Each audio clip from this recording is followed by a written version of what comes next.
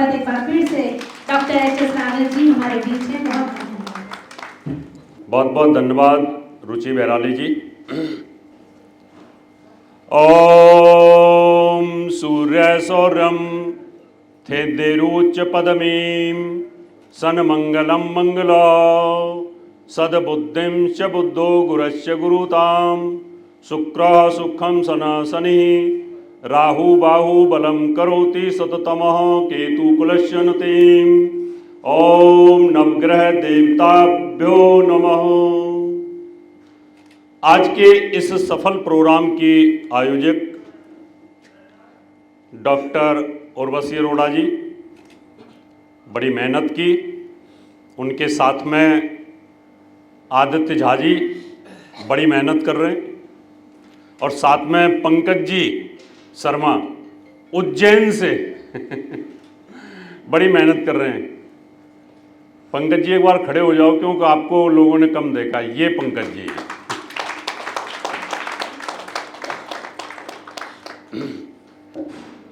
मंच पर उपस्थित प्रणव शास्त्री जी जो रेमेडी किंग हैं, दोनों बैठे हैं मेरे साथ में। परवीन जी, रितु जी को आपने सुना अभी, मंजू जी, मीनाक्षी जी, अजय जी और मेरे सामने उपस्थित सभी विद्वान ज्योतिष बंधुओं। ज्योतिष एक ऐसा विषय है, अगर ये समझ में आ गया तो इसका कोई मुकाबला नहीं, क्योंकि ये ऐसा गहरा विज्ञान है। अभी मैं मानविंदर को तो भूल गया था, यूट्यूब स्टार मानविंदर, जैन साहब मेरे सामने उपस्थित और सभी लोग, कृपाराम जी हैं। ये ज्योतिष अगर समझ में आ गया तो ये आपको भगवान की शरण में लेके जाएगा, कृष्ण के धाम में लेके आएगा। अगर ये समझ में नहीं आया तो फिर तीर तुक्के चलते हैं। फिर अगर लग गया तुक्का तो बोले कृष्ण भगवान कराते हैं, मेरी वाणी से जो निकल जाए वो सही है। और अगर आपको ये ट्रू समझ में आ गया तो फिर आपके दिमाग में ये बात उत्पन्न होनी शुरू हो जाती है कि ऐसी क्या चीज है कि ग्रह बदलता है, राशि बदलता है, नक्षत्र बदलता है और हमारा ब्रेन बदल जाता है, हमारे काम करने का तरीका बदलता है, हमारा स्वास्थ्य खराब होना शुरू हो जाता है। इसका मतलब ऊपर जो चल रहे हैं ना ग्रह, वो जैसे घूमते हैं वैसे हमारा दिमाग का रडार घूमना शुरू हो जाता है। एक रडार यहां लगा हुआ है एयरपोर्ट पर और एक ऊपर लगा हुआ है ब्रह्मांड में। तो ब्रह्मांड का जैसे ही घूमता है ना वैसे हमारा भी घूमना शुरू हो जाता है। अच्छे भले पूरे दिन हंसते रहे, शाम को चंद्रमा ने राशि परिवर्तन किया और घर में कलेश शुरू, मारपीट शुरू। 2-4 दिन पति पत्नी नहीं बोले, चंद्रमा फिर शुक्र के साथ आ गया, फिर प्यार हो गया। ऐसा होता है। और ये छोटे मोटे के साथ नहीं, ये 80 वर्ष की उम्र के साथ वालों के साथ भी होता है। मेरे बगल में एक अंकल जी रहते थे, बड़े विद्वान थे। अब मेरी उम्र उस समय छोटी थी और वो करीब 80 वर्ष के थे, लेकिन मेरी उनके साथ दोस्ती अच्छी थी। मेरे को बोलते थे, मेरा नाम वैसे जनरल हरी बोलते हैं, हरी।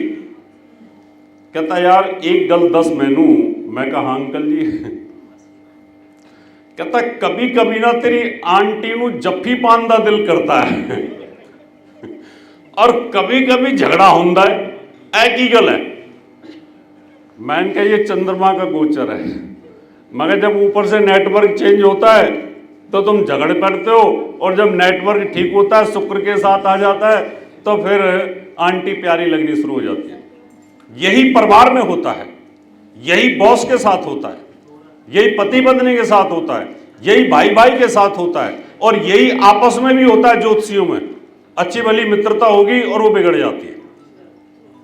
तो इसका मतलब ये रहा, हमारा जो यहां नेटवर्क है ना दिमाग वाला, ये ऊपर सैटेलाइट प्लैनेटों के साथ जुड़ा हुआ है। वहां हरकत होती है तो यहां हरकत होती है। यत पिंडे तत् ब्रह्मांडे वेद वाक्य है। ऊपर अगर कोई हरकत होगी तो यहां हरकत होती है। ऊपर अगर हार्ट अटैक वाले ग्रह बन गए तो यहां हार्ट अटैक हो जाएगा।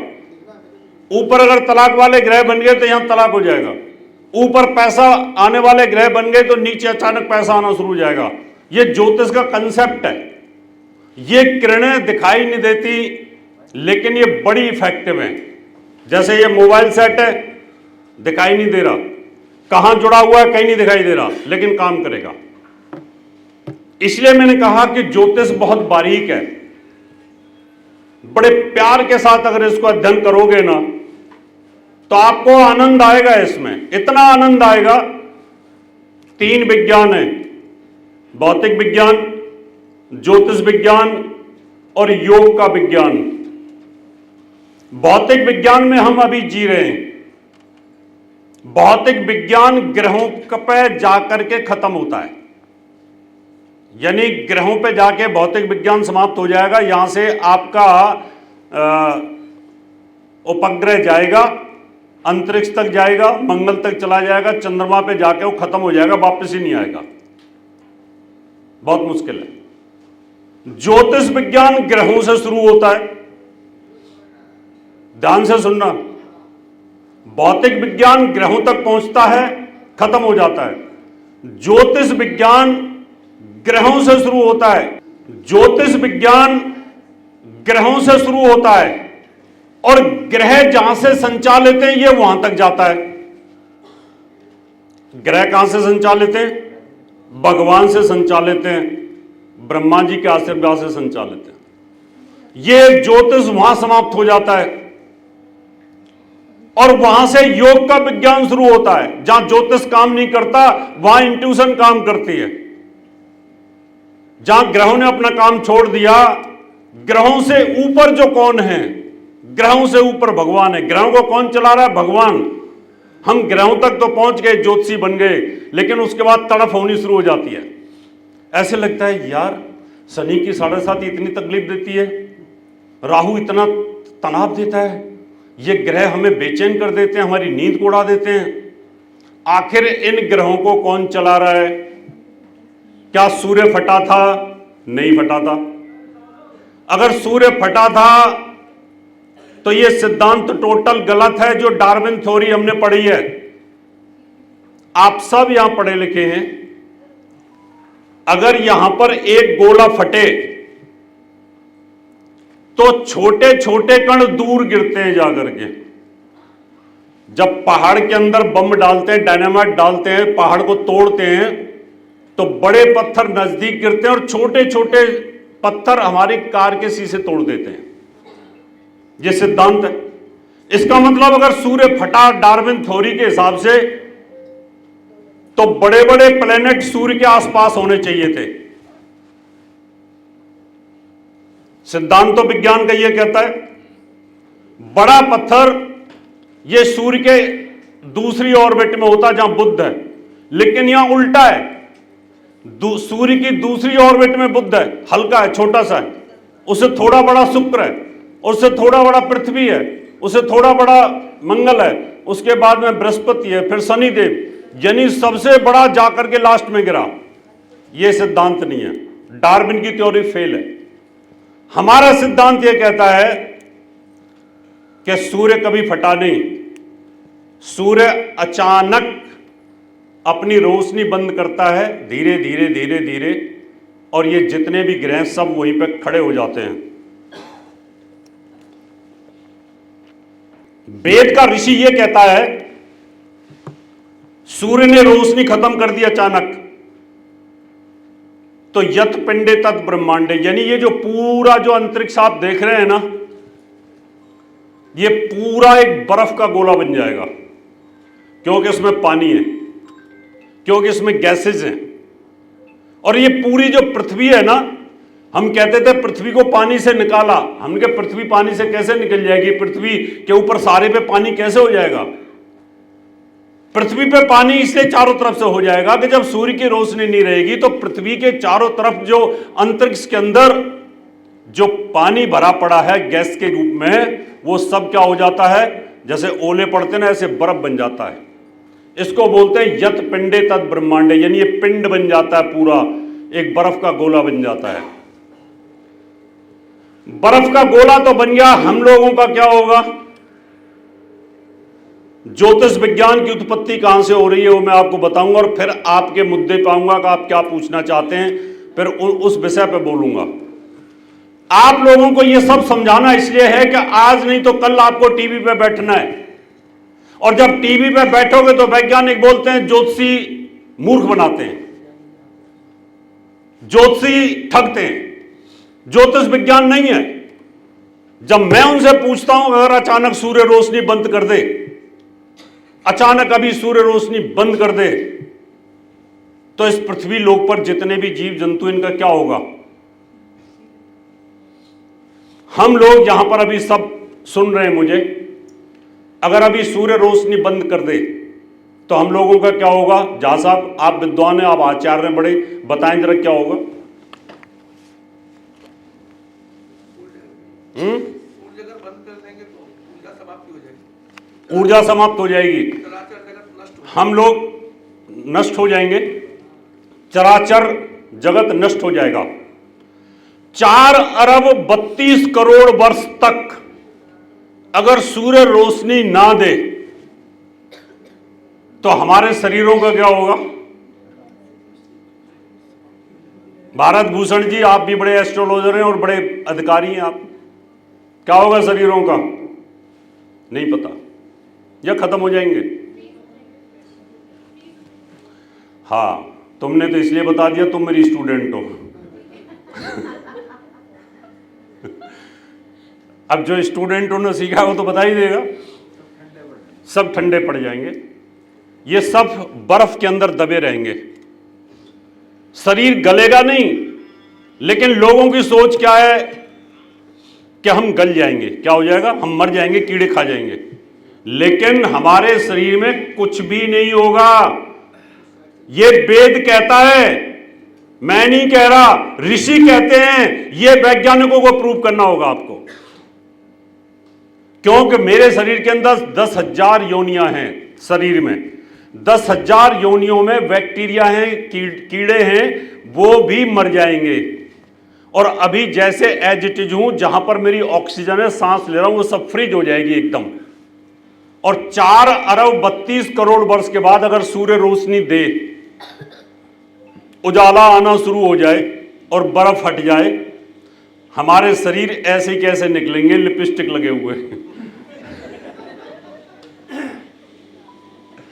सबके शरीर यही सॉल वॉल सब तिलक विलक लगे हुए होंगे, कोई खराब होने वाला नहीं, चश्मे तक मिलेंगे ऐसे ही लगे लगे।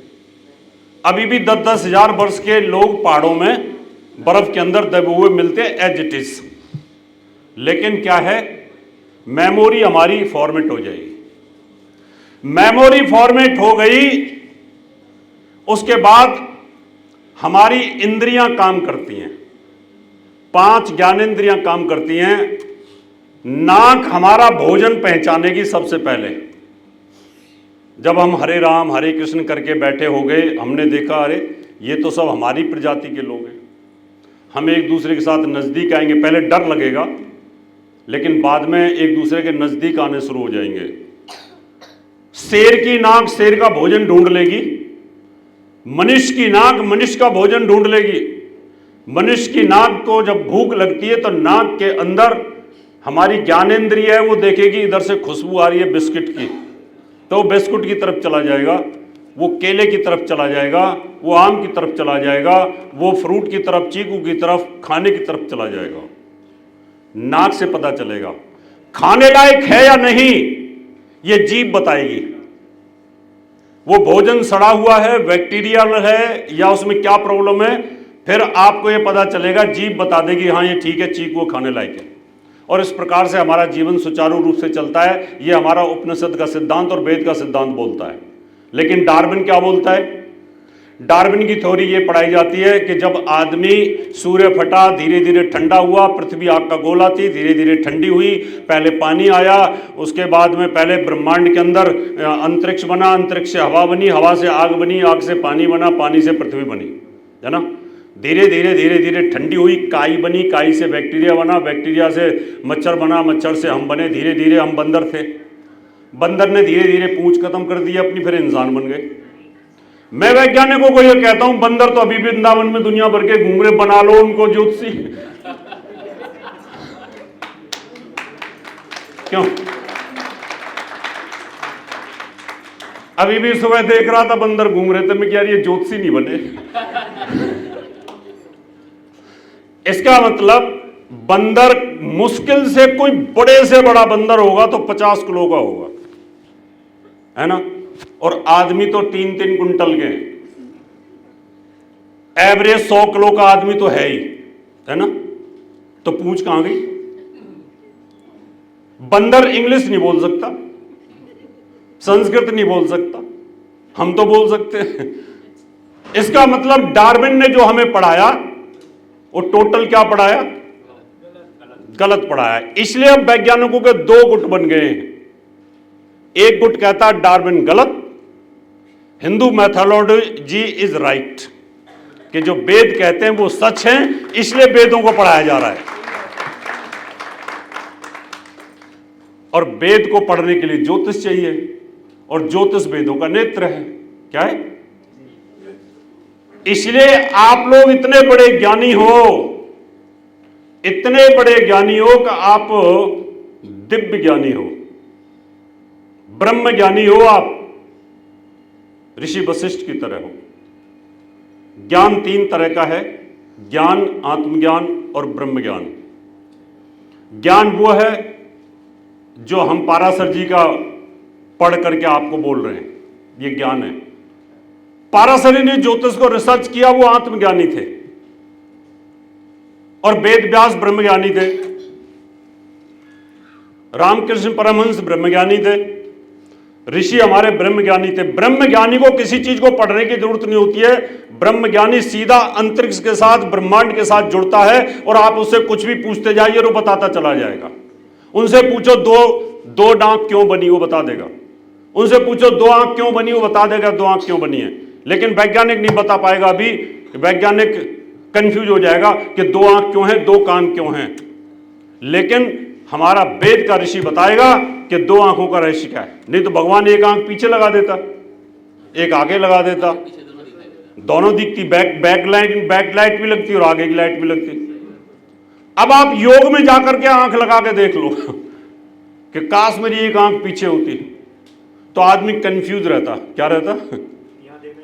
यहां देखना है कि यहां देखना है, कंफ्यूज होता, मेडिटेशन नहीं कर सकता था, मेडिटेशन नहीं कर सकता था, और उसकी प्रज्ञा बुद्धि खुल नहीं सकती थी, त्रिनेत्र ओपन नहीं हो सकता था। आज अगर हम त्रिनेत्र के अंदर जाते हैं, अंतरिक्ष में जाते हैं, तो ये आंखें बंद करके तीसरा नेत्र खुलता है। अगर एक आंख यहां होती, एक आंख पीछे होती, तो हम दोनों का कोऑर्डिनेशन कर ही नहीं सकते थे। इसलिए आप लोग बड़े महान हो, आप ब्रह्मज्ञानी हो। ज्योतिषी ब्रह्मज्ञानी होता है, वो कुंडली में देखता है, मेष लगन की कुंडली है, इस कुंडली का प्रभाव क्या होगा, उसका दिमाग जाता है अंतरिक्ष में। कहां जाता है? अंतरिक्ष से कैलकुलेशन करता है, मेष लगन है, मेष लगन वहां है, इसका स्वामी मंगल है, ये यहां बैठा है, ऐसा होगा, मंगलिक योग बनता है। लेकिन आप लोग हल्का समझते हो अपने को। क्या समझते हो? हाथी को अपने शरीर का नहीं पता। ज्योतिष को लोग बहुत हल्का समझते हैं कि 10, 11, 50, 100 रुपए वाला समझते हैं। लेकिन ज्योतिष वो विद्या है जो पूरे जीवन का हाल बताती है। ज्योतिष वो विद्या है जो पति पत्नी का मैच बताती है। ज्योतिष वो विद्या कैसा बच्चा पैदा करना चाहिए और वो बच्चा किस प्रकार का मान होना चाहिए। आदित्य जी अब बताओ क्या बोलना था, आज का टॉपिक क्या था? संतान और संतान से संबंधित नक्षत्र। ठीक है, आज हम आपको बताएंगे महान संतान जिनकी हो गई है वो तो पछताना मत। अब जिनके नाती पोते होने, उनके लिए आज का टॉपिक बहुत बढ़िया है। 9 महीने गर्भ में बच्चा रहता है। 9 महीने के अंदर 27 नक्षत्र होते हैं। क्योंकि इससे पहले टॉपिक में बंबई में मेरी स्पीच थी गर्भाधान संस्कार के ऊपर और राशियों के ऊपर, मैं वहां बता चुका हूं, वो यूट्यूब के ऊपर पड़ा हुआ है। ठीक है, 27 नक्षत्र हैं। 27 नक्षत्रों के ऊपर हमारा शरीर बनता है, सिर से लेकर के पैर तक। इन 27 नक्षत्रों पर 9 महीने 9 दिन के अंदर 9 महीने 9 दिन के अंदर इन नक्षत्रों के ऊपर कौन सा ग्रह घूम रहा है। जैसे जैसे ग्रह घूमेगा उसकी किरण मां के गर्भ में आती है। मां के गर्भ के ऊपर उन नक्षत्रों की फिल्टर होकर किरण आती है और 27 पार्ट जो हमारे शरीर के बनते हैं वो कितने महान होंगे, कितना बुद्धिजीवी होगा। ऋषि कपिल मुनि गर्भ में पैदा होने के बाद उनको पूरा ब्रह्म ज्ञान याद था, और जब वो पैदा होने वाले थे उससे पहले उनके पिताजी छोड़ के चले गए थे। उनकी पत्नी बोली क्यों जा रहे हो? कहता ये जो बच्चा पैदा होने वाला है ना, ये बड़ा दिव्य ज्ञानी होगा, मेरी जरूरत नहीं, इसको सिखाने की जरूरत नहीं है, इसका त्रिनेत्रोपण होगा। बच्चा जब 9 महीने गर्भ में रहता है उस समय पर कृतिका नक्षत्र ये सिर को कमांड करता है। कृतिका नक्षत्र के ऊपर अगर उस समय कोई शुभ ग्रह बैठा हो, अच्छा ग्रह बैठा हो, जब बच्चा कंसीव हो चुका है और वो गर्भ के अंदर है, तो वो जो बच्चा होगा उसकी जो बुद्धि होगी इतनी महान होगी जैसे विदुर की, इतनी महान होगी जैसे चाणक्य की। आदमी बहुत ही इंटेलेक्चुअल होगा और उसका दिमाग इतना तेज होगा कि आप कल्पना नहीं कर सकते। और उस समय पर उस कृतिका नक्षत्र के ऊपर कोई पापी ग्रह बैठा हो, उस कृतिका नक्षत्र के स्वामी सूर्य होता है, उसका कोई एंटी प्लैनेट बैठा हो, तो बचपन में दिमाग में ही पानी भर जाएगा। गर्भ के अंदर, गर्भ के अंदर ही वो बच्चा दिमाग से वीक हो जाएगा। और जब वो बच्चा पैदा होगा तो आप लोग ये लिख दोगे कि ये बच्चा मेंटली रिटायर्ड होगा, ये बच्चा पागल होगा, ये बच्चे की मोटी बुद्धि होगी। और अगर उसके ऊपर बृहस्पति बैठा है तो आप बोलोगे कि ये बच्चा दिव्य ज्ञानी होगा, पैदा होने के बाद ये ज्ञान की बातें करेगा। वो ऐसी ऐसी बातें करेगा कि आप उनको समझ नहीं सकते कि इसको कहां से ये सब चीजें आ रही हैं। अब मान लो उस समय बुरा ग्रह बैठ गया, शनि बैठ गया। शनि सूर्य का दुश्मन है, वो तो सिर को खराब करेगा, दिमागी तौर पे परेशानी पैदा करेगा, दिमाग को स्लो कर देगा, कुछ करेगा। उस समय आपको शनि का उपाय करना चाहिए कि हे शनिदेव, आप मेरे गर्भ पर पल रहे बच्चे के ऊपर कुदृष्टि ना रखो, काले कपड़े बंद कर दो, काले पहनने बंद कर दो, अंडरवियर गारमेंट बंद कर दो।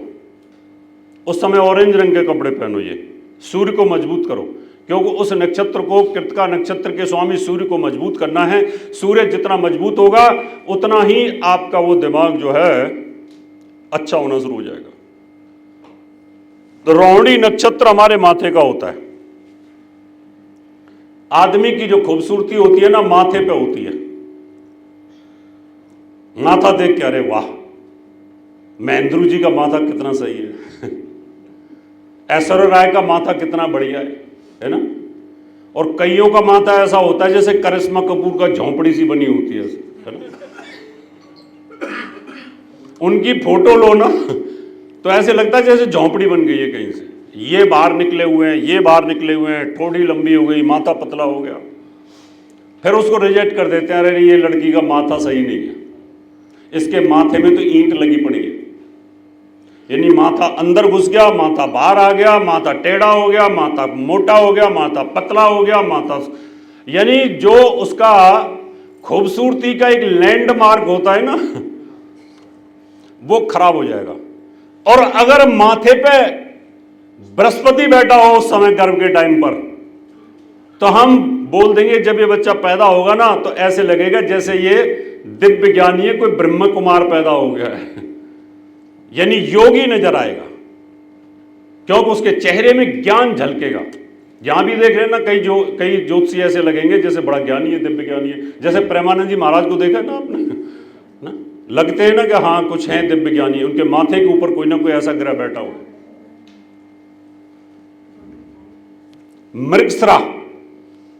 मृगशिरा नक्षत्र होता है बौहों का, और बौहों के ऊपर बड़ी खूबसूरती होती है। अगर इन पर कोई बुरा ग्रह बैठा हो, उस समय पर मृगशिरा नक्षत्र के ऊपर कोई बुरा ग्रह बैठा हो, तो आपकी बौहें ऐसी हो जाएंगी जैसे कुंभकर्ण की, राक्षस परिवार का कोई आदमी आ गया हो। और अगर स्त्री हो तो फिर ऐसे लगेगी जैसे सूर्पणखा की बहन हो। नाई के पास जाके कटवा कटवा के छोटी करवाएंगे और फिर आ जाएंगी। ऐसे समझो जैसे घास काटी फिर आ गई, घास काटी फिर आ गई, यानी इतनी मोटी मोटी काली काली हो जाती हैं। और कईयों की आप देखो इतनी खूबसूरत भौहें होती हैं कि लगता है कमाल है, आंखें कितनी खूबसूरत है। अगर उस समय पर यह ग्रह आ गया तो बड़ी मुश्किल होगी। आद्रा नक्षत्र होता है आंखों का, आंखें खूबसूरत होंगी, एक आंख खराब होगी, मोतियाबिंद होगा, व्यक्ति काड़ा होगा, व्यक्ति दोनों आंखों से अंधा हो जाएगा, या आंखें इतनी खूबसूरत होगी कि बस आंखों में ही अट्रैक्शन होगी। उस समय आद्रा नक्षत्र के ऊपर जैसे ग्रह बैठेगा ना, वैसा ही आकर्षण व्यक्ति में आ जाएगा। अगर आंखों पे शनि बैठा होगा तो ऐसे लगेगा जैसे ललता पवार है ये, है ना, ऐसे तिरछी नजरों से देखना किसी को, यानी आंखों में इतनी नेगेटिव एनर्जी आ जाएगी कि उसकी शक्ल सुबह सुबह देखी तो पूरे दिन बॉस की डांट खानी पड़ेगी। हमारी गली में एक आदमी ऐसा रहता है, उसकी आंखें ऐसी हैं, कोई मुझे लगता है कोई ऐसा नक्षत्र उसके ऊपर बैठा है, उस नक्षत्र के ऊपर कोई ग्रह बैठा है। जब उसकी मुझे शक्ल दिख जाती है तो मैं वापस घर की तरफ आ जाता हूं, मुझे पता है मेरा काम नहीं होना। उसकी इतनी नेगेटिव एनर्जी आंखों पे होती है। और अगर वहीं पर कोई शुभ ग्रह बैठा हो तो फिर क्या कहने, फिर तो उनकी आंखों में कि बस गुरुजी आशीर्वाद दे दो आप, है ना। और कई की आंखें ऐसी होती हैं, कई गुरुओं की आंखें ऐसे होती हैं, ऐसे आंखें होती हैं, ऐसे लगता है कि बस एक आंख ऐसे चल रही होती है और ज्योतिष की बुराई कर रहे होते हैं। फिर वो क्या कर रहे होते हैं? ज्योतिष की बुराई कर रहे होते हैं गुरु, लेकिन वो कहते हैं ज्योतिष पाखंड है, ज्योतिष कुछ भी नहीं है। आशीर्वाद भी देंगे तो आपको क्या पता कमर पर हाथ रख के आशीर्वाद कैसे दे रहे, लेकिन उनकी आंखों में नेगेटिव एनर्जी होती है। एक बार अगर उसकी शक्ल देख ली आपने तो आपका काम खराब हो जाएगा। पुनर्वसु नक्षत्र ये होता है नाक का, किसका होता है? अखिलेश की नाक देखिए, अखिलेश यादव, है ना, जरूर उस पर शनि बैठा होगा। ऐसे मुलायम सिंह की नाक पर भी शनि बैठा होगा, इतनी लंबी कर दी है तोते जैसी। और मुमताज फिल्मी हीरोइन देखिए, उसकी भी नाक देखी होगी आपने, दोनों रिजेक्टेड, है ना। मुमताज को इसलिए फिल्म नहीं मिलती थी, उसकी नाक बहुत छोटी सी थी, इतनी सी थी, इतनी सी, और बाद में उसी नाक की वजह से हिट हो गई, छोटी नाक की वजह से। नाक आदमी की खूबसूरती होती है।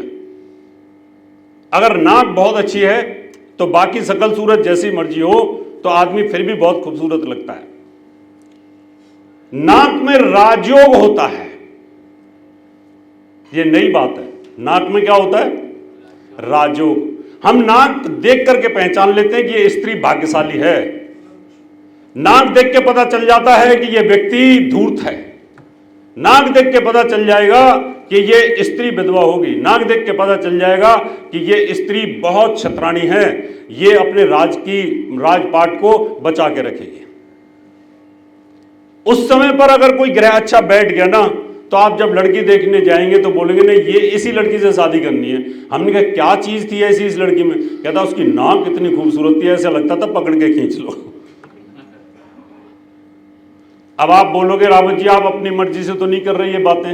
मैं नहीं कर रहा, मैं आप ही से पूछता हूं, अभी क्लास में 10 बच्चे हों, 10, और सारे गोरे हों, सारे गोरे चिट्टे हों, और सबकी नाक अलग अलग हो, और मैं बोलूं कोई एक बच्चा उठाओ और इसको प्यार करो, क्या तुम सारे बच्चों को उठा के प्यार करोगे? नहीं करोगे ना। कोई एक बच्चे की नाक तुम्हें खींच ले जाएगी कि ये बड़ा प्यारा है यार, इसको गोदी में खिला के इसको ना किस करना चाहिए, ये प्यारा बच्चा है, इसको गले लगाना चाहिए। इसका मतलब उसकी नाक ने आपको खींचा, उसके कान ने आपको खींचा, उसकी आंखों ने आपको खींचा, उसके चेहरे के माथे ने आपको खींचा, तो कहीं ना कहीं, और अगर उस नाक पर बुरे गिरे बैठे होंगे तो जिंदगी भर साइनस की प्रॉब्लम, कोल्ड, कफ, अस्थमा, दमा, जैसे ही मौसम परिवर्तन होगा वैसे ही आपको कुछ ना कुछ तकलीफ होनी शुरू हो जाएगी। अब रिसर्च के तौर पर जिनको कोल्ड कफ बहुत ज्यादा होता है, अस्थमा की प्रॉब्लम है, वो अपने पुनर्वसु नक्षत्र को देखना, उनके ऊपर कहीं मल्टी प्लैनेट की कोई युति, कोई दृष्टि या कोई ऐसी स्थिति तो नहीं है जिसकी वजह से आपको ये तकलीफें होती हैं। इनको रोका जा सकता है।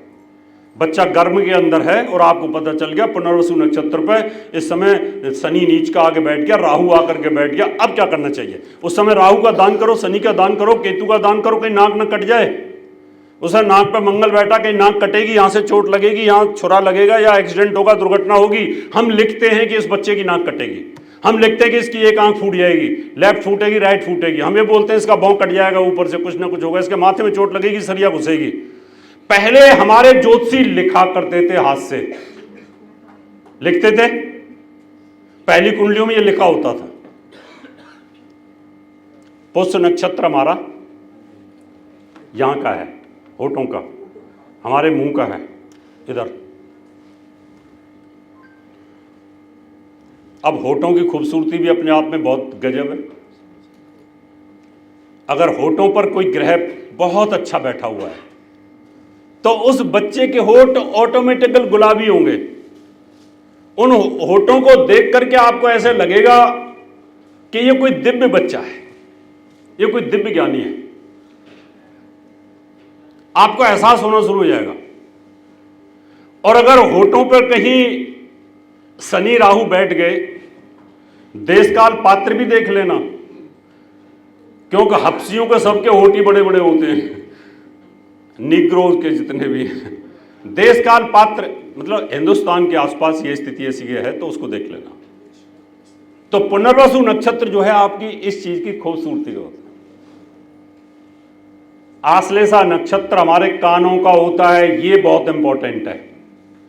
जिसके कान बड़े होंगे, कानों पर शुभ ग्रह बैठे होंगे, आश्लेषा नक्षत्र पर शुभ ग्रह बैठे होंगे, तो आपकी सुनने की क्षमता ज्यादा होगी, आपकी श्रवण शक्ति ज्यादा होगी, कानों में कोई तकलीफ नहीं होगी, कानों में कोई प्रॉब्लम नहीं आएगी। अगर इन पर बुरे ग्रह बैठे होंगे तो आप कान खुजाते रहोगे, ऐसे ऐसे ऐसे हर वक्त कान खुजाओगे, साथ में कानों में मवाद पड़ेगा, कानों का ऑपरेशन होगा, कानों में सी सी सीटी सीटी की आवाजें आती रहेंगी। अगर गर्भ के टाइम पर 9 महीने के भीतर आश्लेषा नक्षत्र आ रहा है, उस समय आश्लेषा नक्षत्र के ऊपर कोई बुरा ग्रह आ रहा है तो उसका दान तुरंत कर दो कि भैया हे शनिदेव, मेरे बच्चे के कानों में किसी प्रकार की कोई तकलीफ नहीं होनी चाहिए और इसकी श्रवण शक्ति बहुत अच्छी होनी चाहिए। उस समय पर अगर कोई अच्छे ग्रह बैठे हैं तो कानों की जो सुनने की क्षमता है वो ज़्यादा हो जाती है।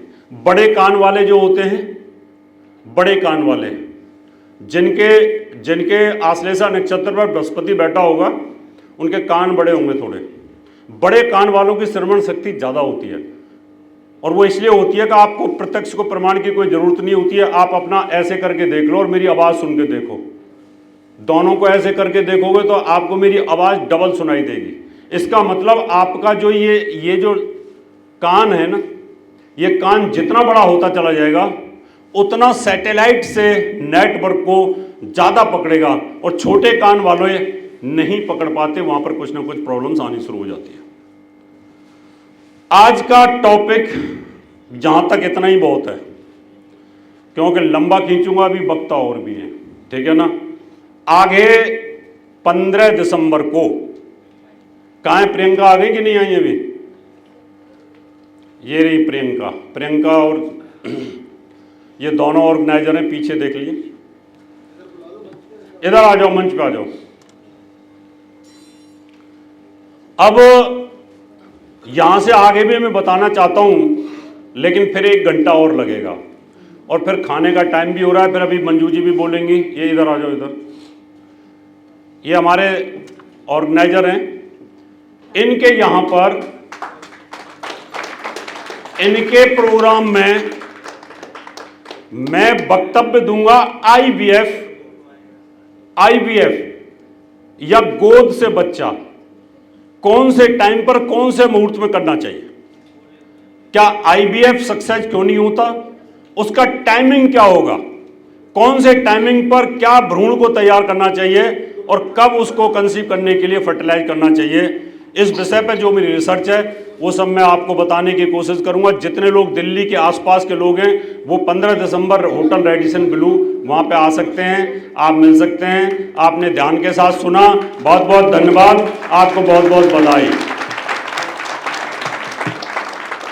एक बार भगवान कृष्ण का जय घोष भी होना चाहिए। बोलो कृष्ण कन्हैया की, बोलो कृष्ण कन्हैया की, हर हर